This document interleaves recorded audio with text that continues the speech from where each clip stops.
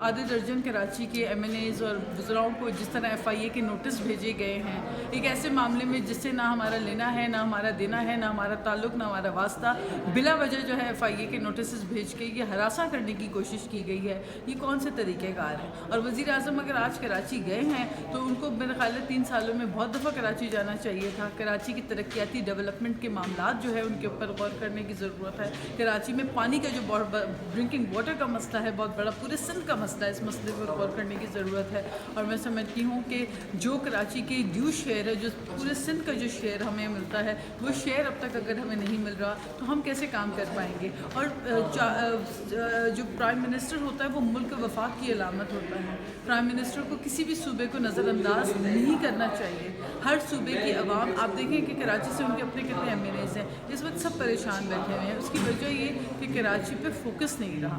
कराची के मामलात पे बात करना बहुत आसान है, लेकिन कराची को ओन करने के लिए जो PTI ने वादा किया उसको तो बिल्कुल कभी पूरा नहीं। रुपए का हमें नुकसान हुआ है तो ये तो बड़े लोगों का हुआ है। जो बेचारा डेली वेजेस वाला था तो भूखे मर गए लोग वहाँ पे। तो इस तरीके से नहीं किया जाए कि जो कंसेंसस करने के बाद अगर लॉकडाउन लगाना है उस पर लगाया जाए, मगर तरीके से लगाया जाए पूरे शहर पे। और पुलिस वालों की लूट मार, DC की लूट मार, AC की लूट मार, ये इनका फ़ायदा हुआ, इनकी जेबें गर्म हुई, इनका एहतसाब किया जाए कि लॉकडाउन के अंदर उन्होंने जो किया है। अच्छा सर, दोबारा मैं सवाल करूंगा कि 14 अगस्त पाकिस्तान को बनाने वाले जो बानी पाकिस्तान में से उनका नाम लिया था लियाकत अली खान, जिस तरह कसम पुरसी के आलम में उनकी फैमिली गुजारी, तो इस हवाले से क्या कहेंगे और हुकूमत क्या करना है? देखिए, मैं समझता हूँ हुकूमत को फ़ौरन एक्शन लेना चाहिए। लियाकत अली खान साहब का आपके सामने मीडिया पे भी आ रहा है और सोशल मीडिया भरा पड़ा है कि आज मजबूर है। उन्होंने कहा अपनी जमा पूंजी जो थी मैंने सारी खर्च कर दी, और आज हम बानियान पाकिस्तान कायदे आज़म मोहम्मद अली जिन्ना और लियाकत अली ख़ान, आज उन्होंने अपना सारा नवाब थे, वो तो आपको पता ही है कि उन्होंने अपनी सारी जायदाद छोड़ के इस पाकिस्तान के बनाने के लिए इसके ऊपर इतनी कुर्बानी दे दी। आज अगर उनकी फैमिली तो हमारे लिए पाकिस्तान के लिए बड़ा शर्म का मकाम। उस मशीन का प्रोटोटाइप है, वो कोई कमर्शियल प्रोडक्शन में अभी नहीं है। एक वो है, और तकरीबन 6 मशीनें दूसरी हैं जो मुख्तलिफ इलाकों में यूज़ की गई इस्तेमाल शुदा कमर्शियल मशीनें हैं। उनकी भी हमने ली है, वजारत पार्लिमानी अमूर ने, इलेक्शन कमीशन ऑफ पाकिस्तान ने, वजारत साइंस एंड टेक्नोलॉजी ने और इंफॉर्मेशन मिनिस्ट्री भी इस कमेटी में हमने ऑप्ट की हुई है, इसलिए फवाद चौधरी साहब इसमें होते हैं। उसके साथ ही हमने कौमी असम्बली से पास होकर अब सेनेट की कमेटी के पास लेजिस्लेशन सारी गई हुई है। सेनेट की कमेटी को तकरीबन महीना गुजर चुका है, 2 महीने के अंदर उन्होंने रिपोर्ट देनी है। और जो कमेटी के चेयरमैन हैं ताज हैदर साहब, उनका ये कहना है कि मैं वक्त पे ये रिपोर्ट दूंगा। सो वो भी एक आखिरी मरहले में गई हुई है। मैं 3 ऑफर्स करता हूँ। सबसे पहले तो ये है कि ये पूरी कौम का बिल है, इसलिए मैं कहना चाहता हूँ अपोजिशन से कि आप आइए और इस पे अपनी तजावीज़ दीजिए। तकारीर से और टॉक शोज से तो कोई अमेंडमेंट नहीं हो सकती कानून के अंदर, लेकिन कमेटी के जरिए से हो सकती है। कमेटी एक स्पीकर साहब ने भी बनाई हुई है, उसमें भी हम बैठते हैं, उसमें भी कहा था, आपको याद होगा बजट सेशन की अपनी तकरीर के दौरान। दूसरा ये है कि हम दिखाएंगे, ये मैं ऐलान करना चाहता हूँ कि हम दिखाएंगे जो ब्रीफिंग है नादरा के जरिए से, वो भी देंगे आई वोटिंग पे इन दोनों कमेटीज़ को। और जो EVMs हैं वो भी हम जिस EVM का भी कहेंगे वो भी हम दिखाएंगे और डेमो करेंगे, वो दोनों जो कमेटीज़ हैं हाउस की उनके सामने। इसलिए कोई चीज़ खुफिया नहीं है। तीसरा मैं ये कहना चाहता हूँ कि एक गलतफहमी फैलाई जा रही है। बड़े एंकर्स को मैंने 2 को सुना, वो ये कह रहे थे कि जी अरबों रुपए खर्च हो गए और जो मशीनें आई हैं वो नाकारा हो जाएंगी। एक टेडी पैसा नहीं खर्च हुआ, गवर्नमेंट का काम ही नहीं है। खुदारा आप बिल पढ़ लें, हमने जो ऑर्डिनेंस की लिखा हुआ है कि इलेक्शन कमीशन ऑफ पाकिस्तान खुद मशीनें खरीदेगा, हम उनको अनेबल करेंगे। हमने 4 अरब रुपया रखा है और फिर इलेक्शन कमीशन ऑफ पाकिस्तान के पास जाके हमने उनको बताया कि अगर और पैसे भी इस प्रोसेस के लिए चाहिए होंगे तो हुकूमत देने के लिए तैयार है। लेकिन इलेक्शन कमीशन ऑफ पाकिस्तान का ये जिम्मा है कानूनी तौर पे कि मशीन कौन सी फाइनल करनी है वो उन्होंने करनी है। गवर्नमेंट उनको सिर्फ असिस्ट कर रही है कि जो भी अवेलेबल हैं वो उनको हम रेफर कर देते हैं कि इलेक्शन कमीशन ऑफ पाकिस्तान को दिखाएं। अब आखिरी बात यह है कि जो EVMs का बिल है और आई वोटिंग का, जिसमें बैरून मुल्क मुकीम पाकिस्तानियों को हमने राइट ऑफ वोट दिया है, उसके बारे में सुप्रीम कोर्ट ऑफ पाकिस्तान की 2014 की भी जजमेंट है और 2018 की भी जजमेंट है, जिसमें उन्होंने कहा कि ये उनका बुनियादी हक है, आइन में लिखा हुआ, कोई एहसान नहीं करेगा उनके ऊपर। اس لیے ہم اپنا وعدہ نہیں پورا کر رہے, آئینی تقاضا بھی پورا کر رہے ہیں, اور یہ ہمارے منشور کا حصہ تھا جو عمران خان پورا کر رہے ہیں. میں ایک بات کلیئر کر دینا چاہتا ہوں کہ ہر قیمت پہ حکومت انشاءاللہ العزیز اس کو قانون کی شکل دیں گے, اور اس میں سب سے اچھی بات یہ ہے کہ ہم پورے کھلے دل کے ساتھ اپوزیشن کی تجاویز ان کو دیکھیں گے, لیکن ایسا نہیں ہو سکتا کہ اس کو اٹھا کے بیک برنر پہ یا اسکریپ میں ہم ڈال دیں, یہ کبھی بھی نہیں ہوگا. اس لیے کہ 73 سال میں ہر گورنمنٹ اور ہر الیکشن کے اوپر سوال آتے رہے ہیں, لیکن کسی نے کوئی انیشیٹو نہیں لیا. آپ لوگوں کا میں شکریہ ادا کرنا چاہتا ہوں کہ میڈیا کا بڑا زبردست رول ہے جو لوگوں کو بتا رہا ہے کہ آپ دیکھیے تو صحیح, اور پھر میڈیا کو بھی ہم دکھائیں گے, آپ کے پریس کلبز کو بھی ہم دکھائیں گے. ہم جو اسلام آباد کا پریس کلب ہے اور لاہور کا پریس کلب ہے, میری فواد صاحب کی بات ہوئی تھی, ہم ان کو دکھانا چاہتے ہیں. سپریم کورٹ بار ایسوسی ایشن کے الیکشن کے لیے بھی ہم یہ مشین آفر کریں گے, اور پھر جو ہمارے کمرشل جتنے بھی ایپٹما ہو گیا اور دوسری تنظیمیں ہیں جس طرح سے chambers of commerce and industry ہے, ان کو بھی. تو یہ فیوچر ہے. اور پھر بے شمار ممالک ایسے ہیں جہاں پہ الیکشن کا رزلٹ قبول کیا جاتا ہے. میں ایک مثال اپنے واگا بارڈر کے پڑوسی کی دیتا ہوں جو 6 گنا زیادہ ہم سے ووٹ ہیں تقریباً, تو وہاں تو الیکشن قبول ہو جاتا ہے, اور بڑے کنٹیسٹڈ الیکشن ہوتے ہیں. مودی جیسے آدمی کو بھی لوگوں نے قبول کیا. تو اس لیے اگلا الیکشن انشاءاللہ قابل قبول ہوگا, اس لیے کہ جو دھاندلی روکنے کا ذریعہ ٹیکنالوجی ہے, کوئی دوسرا طریقہ نہیں ہے. اور اگر کوئی شور شرابہ کرنا چاہتا ہے تو وہ ضرور کرے اس پہ. اگر یہ چیز اس طرح سے نہیں کرنی تو پھر کیا طریقہ ہے جس سے دھاندلی کو ختم کیا جا سکتا ہے.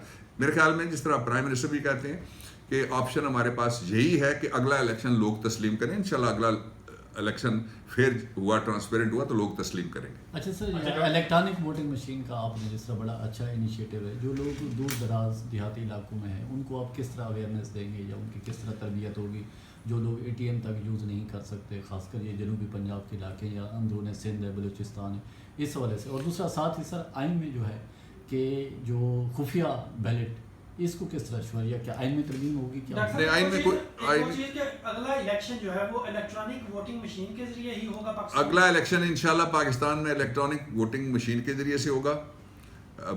بھارت جغرافی میں بھی آپ دیکھ لیں کتنی بڑی اینٹی ہے, اور کچھ ایسٹرن یورپ کے بھی ممالک ہیں, باقی بھی ہیں, اور امریکہ دیکھ لیں. الیکشن کس لیے قبول ہوا؟ جس جگہ پہ لٹیگیشن کی کورٹ میں جا کے یا سوال اٹھایا, ووٹ اس کا ریکارڈ کھولا گیا.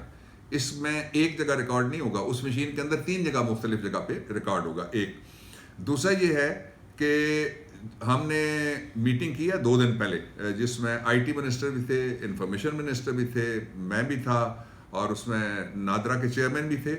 تو ہم نے یہ ڈائریکشن کی ہے کمیٹی نے کہ فوری طور پہ جو ٹوٹل نمبر آف ووٹ کتنا اضافہ ہوگا متوقع, اس کے مطابق ہم ڈیٹا لیں گے, اور جو مشینوں کی پروڈکشن ہوگی, جس کو بھی election commission of Pakistan choose کرے گا کہ یہ مشین ہے, اس کی جو پروڈکشن ہوگی وہ ایک تو مثال کے طور پہ 350 اگر ہم کہتے ہیں پوری پاکستان میں پولنگ اسٹیشن ہے, فرض کریں تو 350 کے ساتھ ساتھ ہم اس کا 1/3 اضافی بھی لیں گے کہ اگر کسی جگہ مشین خراب ہوتی ہے, ٹوٹ جاتی ہے, میل فنکشن آ جاتا ہے, تو اس کو استعمال کیا جا سکے. جو آئیڈینٹی اس سے پہلے نہیں ہوئی تھی, جس کی وجہ سے سوال اٹھتے ہیں کہ 1 مین 1 ووٹ, پورے پاکستان میں آپ کا دوسری جگہ ووٹ, جہاں یا آپ اپنے پرماننٹ ریزیڈنس کے اوپر یا عارضی رہائشی پتے پہ آپ کا ووٹ رجسٹر ہوگا, اور اس کی رجسٹریشن کے ذریعے سے ہی جہاں آپ کا ووٹ رجسٹر ہوگا وہ ID کی بنیاد کے اوپر ہوگا. ID کی ووٹ جا کے آپ وہاں پہ ڈال سکتے ہیں. اور پھر جو طے کرنے والا ہے وہ یہ ہے کہ جو بیرون ملک مقیم پاکستانی ہیں ان کے لیے سیف طریقہ کیا ہے جب ان کو ووٹنگ کا اختیار ملتا ہے, تو تاکہ اس میں کوئی مینپولیشن, باہر کا کوئی ادارہ یا کوئی ملک اینمی کنٹری وہ مینپولیشن نہ کر سکے. سر یہ اتنا ہی اگر سیف اور سیکیور, مثال کے طور پہ ہم وہ کھا پی سکتے ہیں جو یہاں اس کیفیٹیریا میں موجود ہے, اس کے علاوہ تو ہم نہیں نا, وہ جو ہم کہیں کہ میں نے خوبانی کھانی ہے اس وقت گلگت کی, تو وہ گلگت جانا پڑے گی یا منگوانی پڑے گی. جو موجود آپشن پاکستان کے اندر ہیں وہ کیا ہیں؟ ایک تو یہ ہے بزنس ایز یوزول کہ ہم پھر دھاندلی کا شور کریں, ہم پھر ایک دوسرے پہ الزامات لگائیں, پھر ہم کہیں 4 حلقے کھولو پھر نہ کھولیں, پھر 120 دن کا دھرنا ہو, پھر الیکشن کا رزلٹ ریجیکٹ. کیا آپ یہ چاہتے ہیں؟ نہیں چاہتے. اور آپ کو پتہ ہے الیکشن پہ کتنا خرچہ ہوتا ہے, اربوں میں خرچہ ہوتا ہے، اربوں میں پاکستان کے غریب لوگوں کا، اور اس کا نتیجہ ہمیشہ دھاندلی کی نعرے کی صورت میں نکلے۔ ہم نے اپنا آپشن اپنے دونوں بلز کے ذریعے سے قوم کے سامنے بھی، اسمبلی کے سامنے بھی، اپوزیشن کے سامنے بھی رکھا ہے۔ اب اگر کوئی اپوزیشن کے ساتھ ہماری جو سینٹ کی بائیکاٹ کر کے، آپ نے دیکھا ہوا ہے، میں بھی گیا ہوا، اس لیے وہاں تو بیٹھ رہی ہے، لیکن باہر جو گفتگو ہو رہی ہے، میرے خیال میں اپوزیشن کو دعوت دیتا ہوں کہ پہلے مشین اور ٹیکنالوجی دیکھ لیں، اپنی مرضی کی مشین منگوا کے دیکھ لیں، government is ready to facilitate, اور ٹیکنالوجی آپ دیکھ لیں، اور وہ ملک جہاں پہ اس طرح سے الیکشن ہوتے ہیں ان کے بارے میں بھی ہم بریف کرنے کے لیے تیار ہیں اور بریفنگ دیں گے، لیکن یہ نہیں ہو سکتا کہ ہم اس ریفارم کو آدھے میں چھوڑ دیں۔ اسٹیمیٹ کرنا ہے اور اس کی پرائسنگ کرنا ہے، یہ گورنمنٹ کا کام نہیں ہوگا، یہ election commission of Pakistan transparent طریقے سے اس کا ٹینڈر کریں گے، اور ٹینڈر میں پھر میرا خیال ہے بڈنگ ہوگی، ایک سے زیادہ لوگ آ جائیں گے، اور جو کمپٹیٹیو پروسیس کے بعد یہ الیکشن کمیشن آف پاکستان، چونکہ الیکشن کمیشن آف پاکستان کی ڈومین ہے، گورنمنٹ اس میں کبھی انٹرفیئر نہیں کرے گی۔ ہماری طرف سے جو ڈیمو باقی مشینوں کا تو ہوا ہے، لیکن جو پاکستان کی انڈیجنسلی بنی ہوئی، اندرون ملک بنی ہوئی جو ٹیکنالوجی ہے، اس کا پروٹوٹائپ جو تھا وہ بن گیا تھا، اس کا پھر ہم نے فنشنگ میں تھوڑا سا ٹائم زیادہ ہو گیا، چند ہفتے، لیکن وہ اطلاع دے دی گئی ہے کہ وہ اس وقت پروٹوٹائپ جو ہے وہ تیار ہے۔ ای وی ایم ہے نا، الیکٹرانک ووٹنگ مشین، اس میں ووٹر آیا، آپ آئے، آپ نے آ کے کہا کہ یہ میرا آئی ڈی کارڈ ہے، وہ آئی ڈی کارڈ جب مشین پہ رکھا جائے گا تو دوسری مشین جس کے اندر سے ووٹ نکلنا ہے، اس مشین کو وہ کنفرم کرے گا یا ریجیکٹ کرے گا کہ آئی ڈی کارڈ جعلی ہے یا اصلی ہے۔ پہلی بات یہ ہوگی آئیڈینٹی۔ دوسرا یہ ہو گیا کہ جب اصلی ہے تو پھر وہ جا کے ووٹ ڈالے گا، جو جس کو ڈالنا چاہتا ہے، جس سیمبل کو چنتا ہے کہ میں اس انتخابی نشان کو ووٹ دیتا ہوں، یہ دونوں چیزیں ہوگی، اور نام بھی ہوگا، تصویر بھی ہوگی۔ تیسرا یہ ہے کہ ایک ووٹ تو وہ ہوگی جو وہ الیکٹرانکلی ڈالے گا، جس کے نیچے رول ہوگا جو ریکارڈ ہوگا، دوسرا مشین کے اندر کیپچر ہو گیا، اور تیسرا یہ کہ اس کو چٹ بھی دی جا سکتی ہے ووٹر کو، جو وہ دیکھ کے کہ میں نے جس کو دیا تھا اسی کو ووٹ گیا تو ووٹ ڈالے گا۔ اب پہلے کاؤنٹنگ جو ہوتی ہے وہ صرف جو پرچیاں پڑی ہوتی ہیں ان پرچیوں کو اٹھا کے، پرچیوں سے آپ کو نواز شریف صاحب یاد آ رہے ہیں، آپ پرچیاں مسترد کرنا چاہتے ہیں، نکالنا چاہتے ہیں اس پورے پروسیس میں سے، تو پرچی نہیں ہوگی، جو ووٹ وہ ڈالے گا، دیکھے گا، گنتی پھر تین، ایک تو ووٹ جو ڈالی ہے اس نے مینولی ڈبے کے اندر، اس کی گنتی ہوگی، دوسرا جو میموری ہے مشین کی اس کے اندر گنتی ہوگی، اور تیسرا جو رول لگا ہوا ہے مشین کے اندر اس کی گنتی ہوگی، اور پھر وہ سارے کا سارا فوری طور پہ سب کی موجودگی میں رزلٹ کمپائل کر کے اناؤنس کر دیا جائے گا۔ اس میں مینیپولیشن کی جتنا دیکھیں نا، کہ جو چیز ایک دیہاتی اگر آلو جو پیدا کرتا ہے 50 روپے کا، جب وہ منڈی میں آ کے دیتا ہے تو واپس جا کے گاؤں میں، ابھی آپ لوگ گفتگو میں کہہ رہے تھے کہ اس کو وہی 150 روپے کا خریدنا پڑتا ہے، درمیان میں کون آتا ہے؟ Middle man. تو مڈل مین ہم نکال رہے ہیں، election commission of Pakistan, technology اور ووٹر، اس کے درمیان وہاں سب کے ایجنٹس موجود ہوتے ہیں، اس میں بھی ہم ریفارم لائیں کہ کم ایجنٹس تھے، ہم نے کہا ہے کہ جو الیکشن ایجنٹ ہے ایک حلقے میں ایک نہیں ہونا چاہیے، ایک سے زیادہ ہونا چاہیے، تاکہ جتنی بھی واچ ڈاگس آپ کھڑے کر سکتے ہیں کہ الیکشن کو کی حفاظت، جو سینکٹیٹی ہے اس کو بحال کیا جائے، وہ کر رہے ہیں۔ 6-7 مشینوں میں سے ایک مشین وہ چنیں۔ سر یہ فواد چودھری صاحب کا کل کا اسٹیٹمنٹ تھا کہ اگر اپوزیشن، تو ہم نے کر دیا، آدھا سفر ہم نے طے کر دیا ہے، 3 مرحلے جو ہیں وہ الیکٹرل ریفارمز کے وہ گزر چکے ہیں، اب چوتھا مرحلہ وہ ہے جس کی طرف آپ نے اشارہ کیا، ہم اس میں گورنمنٹ کوئی پریسٹیج پوائنٹ بنا کے اپوزیشن کے ساتھ گفتگو نہیں کر رہی، ہم کھلے دل سے گفتگو کر رہے ہیں، اور میں بھی وہی کہہ رہا ہوں، پرائم منسٹر بھی وہی کہہ رہے ہیں، فواد چودھری بھی وہی کہہ رہے ہیں کہ اپوزیشن اس پہ اپنی تجاویز دے۔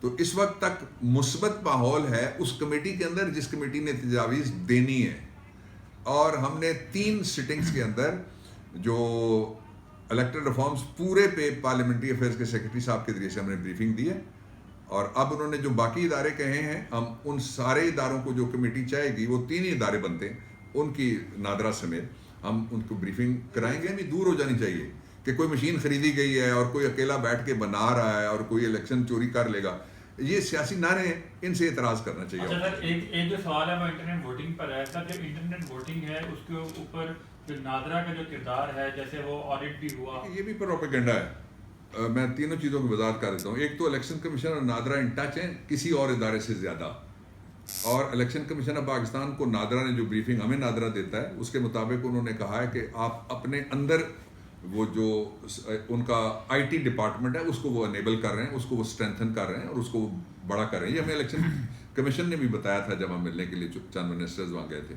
ایک دوسرا یہ کہ وہ کام کا گو ہیڈ گورنمنٹ نے نہیں دینا نادرا کو, ہم تو فیسیلیٹیٹرز ہیں, ہم سہولت کاری کریں گے قانون سازی میں اور دھاندلی روکنے میں اداروں کی. وہ گو ہیڈ جو ہے وہ بھی الیکشن کمیشن نے دینا ہے.